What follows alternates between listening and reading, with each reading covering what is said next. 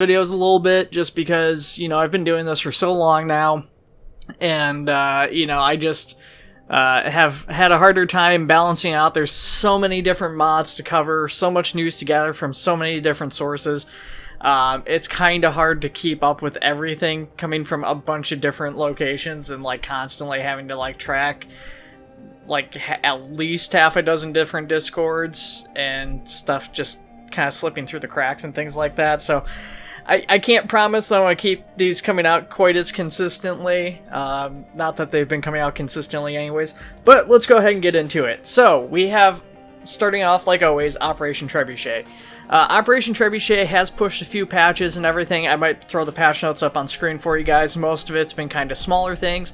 On the bigger side, we have the Grizzly being reworked. This hasn't been pushed to dev or anything yet, but the Grizzly is getting basically a final pass as far as like textures and, you know, basically fine detail stuff like that. So that's going to be pretty nice. You know, it's definitely one of those units. It's pretty good as it is now, but it definitely could stand to be better, and I'm pretty excited to see that. Then we have Ace Arsenal Extended, which will now allow any Spartan gear to be mixed and matched. Credit to Spartan Jesus number 2. So that's pretty cool. I don't really use Ace Arsenal Extended, but given how much different gear there is in Operation Trebuchet and all the different variants and everything, especially with Spartan armor, that is fantastic news. Nightovizard has been working on a new map. He's working on a harvest map. There is a very basic version which has been implemented into the dev branch. Definitely pretty excited for it. Some of the structures and stuff he's already got into the map are very unique looking structures. Probably going to be a very fun play area, so I'm really excited to see this actually get finished out and see what it looks like as a final product. Then Web Knight has been working with the Operation Trebuchet dev team to improve weapon sounds and animations, so a bunch of different weapons are going to be getting overhauled in that area.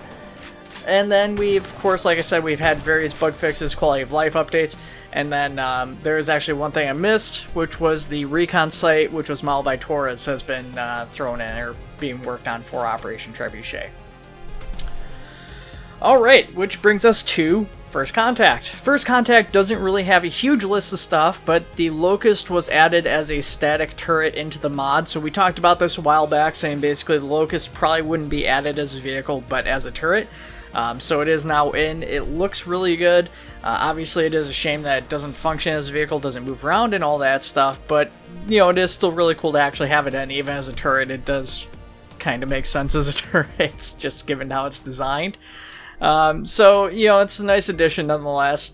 Hopefully, you know, we still might have an opportunity to see that as a vehicle down the road. That would, of course, be much appreciated, but nice to see it added regardless of its functionality in that sense.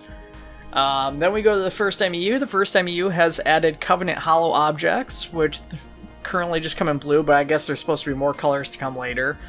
Venom has added a Truth and Reconciliation inspired model for, I believe, the CCS, or it might be, yeah, it's the CCS, I think.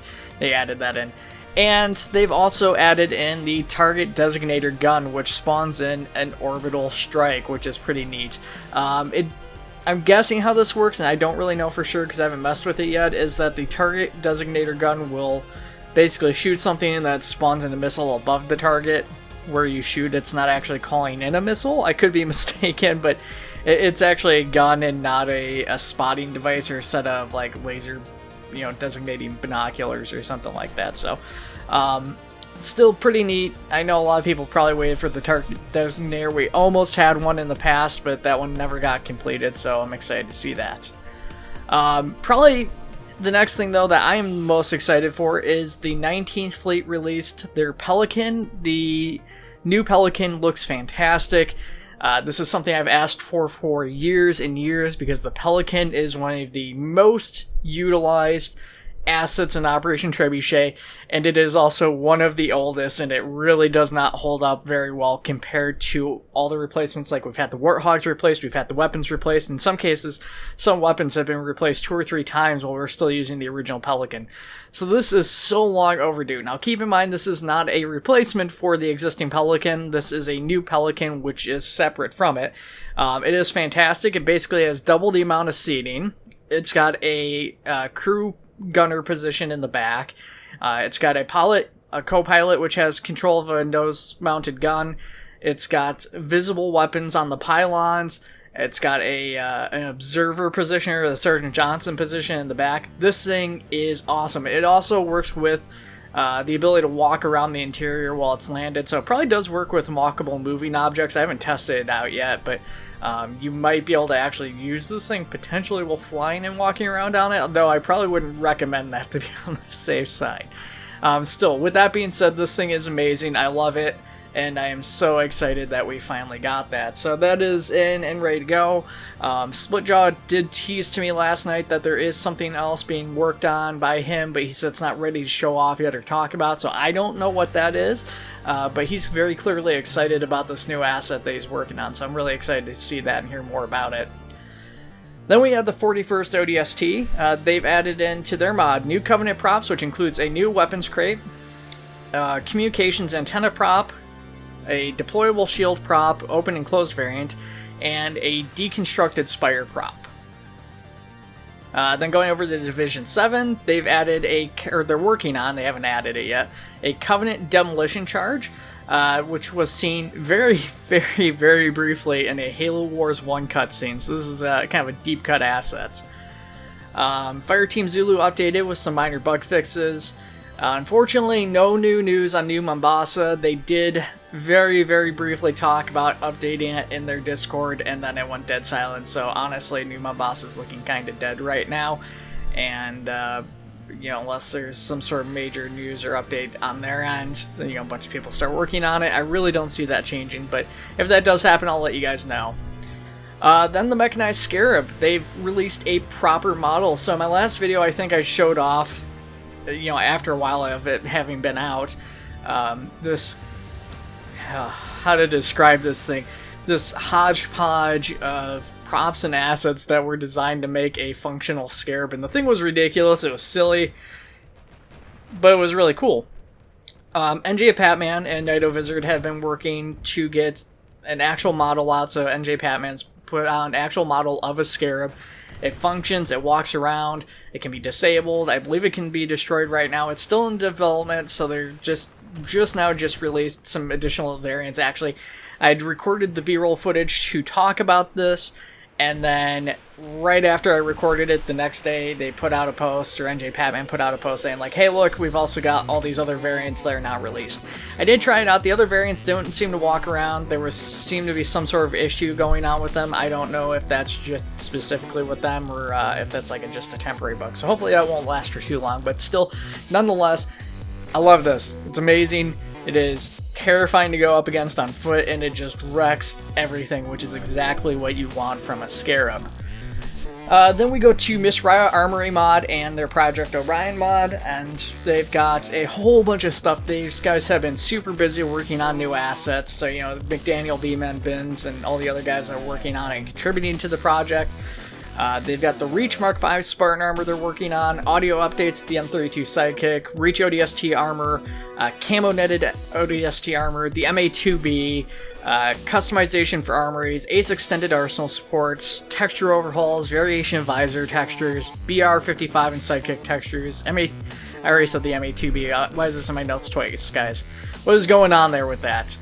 Sniper and EOD shoulders, shoulder radios, backpack radios, UNC rucksack, UNC long range, UNC hard case rucksack.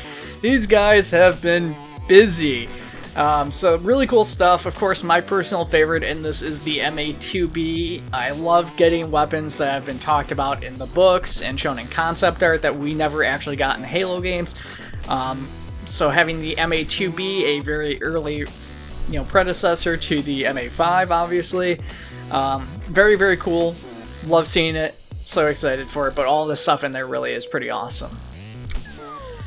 Then we go down to the Oni Aux mod. So this one kind of slipped under the radar for me. This actually had released prior to my previous videos, and it just went under the radar. They've since added in Sentinels and Modder 808 Tangent. They've added in some Forerunner props. They've got various Covenant buildings and stuff like that. So it's a pretty cool mod. The quality isn't necessarily quite as up to snuff as like some of the other mods, but despite that, there is definitely some value in this, having things like, Sentinel drones. They have Covenant deployable shields, which actually will drain out as you shoot them. They change colors, and then they will dissipate, and then after a little while they recharge and come back. So I don't think any other mod actually has that functioning with the shields, at least that I've ever recalled seeing, so that's really awesome. So even though the quality isn't necessarily visually up to the standards of some of the other mods, again, functionality wise, these are really fantastic assets in this mod. Then we have Operation Arsenal expansion from Spartan Jaguar. Jaguar has added some additional logos for spray paints and stuff like that. Skeleton swapping fixes, some D20 and weapon fixes, stuff like that. Fixes to Spartan. The Carver findings had a bunch of other updates and everything too, which we'll also throw on the screen. But yeah, that's everything, guys. Kind of, I really feel like I'm missing something. As I said at the start of the video, this is getting hard to track. I said a few mods, and obviously there's debatably more than a few mods in here, and again, there's a good chance that stuff is getting missed, especially after months and months since my last time doing this. And that's glossing over a lot of things that are being worked on these mods just to kind of get the highlights. Like I said, there's a lot of these mods are getting quality of life fixes with less newsworthy stuff, like, adjustment of vision sight, centering this, shifting this over, something drives a little bit faster, handles a little bit tighter, whatever.